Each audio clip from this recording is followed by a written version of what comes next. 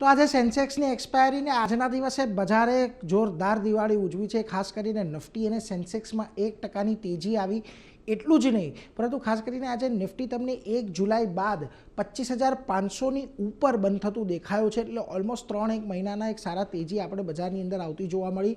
સેન્સેક્સમાં પણ જુઓ લગભગ 850 પોઈન્ટથી વધુનો ઉછાળો આવ્યો। નિફ્ટી બેંકમાં આજે તમને 600 પોઈન્ટથી વધુની તેજી જોવા મળી। એટલે આજે ચોતરફે તમને મેઇનલાઇન ઇન્ડાઇસીસમાં તો તેજી રહી, પરંતુ મિડ કેપ અને સ્મોલ કેપ પણ આજે તેજીમાં જ બંધ થયા છે। પરંતુ રિલેટિવલી આજે તમને અહીંયા થોડુંક અંડર પરફોર્મન્સ જોવા મળ્યું। સેક્ટરની વાત કરી લઈએ તો જુઓ આજના દિવસે તમને એફએમસીજી સેક્ટરમાં એક સારી તેજી આવી। રિયલ્ટીમાં તો આજે તેજી આગળ વધતી જોવા મળી। ઇનફેક્ટ ઓટો, પ્રાઇવેટ બેંક જેવા કાઉન્ટર તમને આજે સારી તેજી સાથે બંધ થતા દેખાયા। એકમાત્ર પીએસયુ બેંકમાં થોડોક ઘટાડો હતો। નિફ્ટીની વાત કરી લઈએ તો નેસ્લે ઇન્ડિયા આજે પરિણામો આવ્યા, સારા પરિણામો આવ્યા, સારી કમેન્ટ્રી આવી, ત્યારબાદ 4.5%ની તેજી। આ ઉપરાંત Tata consumer, Kotak Mahindra bank, Titan આ બધામાં એક સારી ખરીદદારી જોવા મળી।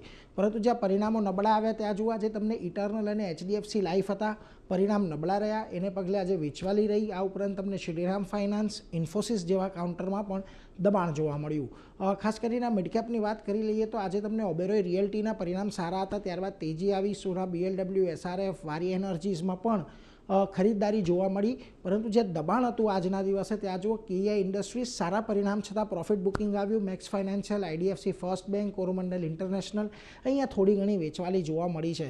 હવે છેલ્લા 2 દિવસની અંદર નિફ્ટીએ ઓલમોસ્ટ 500 પોઈન્ટની તેજી બતાવી દીધી છે। એટલે શક્યતા છે કે કાલે થોડું ઘણું આપણને કન્સોલિડેશન થતું જોવા મળી શકે બજારમાં। પરંતુ અહીંયાથી જો તેજી થોડી પણ આપણને આગળ વધતી દેખાય છે તો પછી ઉપર 26,000 કે નવા હાઈ બનવાની શક્યતાઓ દિવાળીના સમયમાં વધી જાય છે। એટલે એના પર એક ધ્યાન ખાસ કરીને તમારે રાખવાનું છે।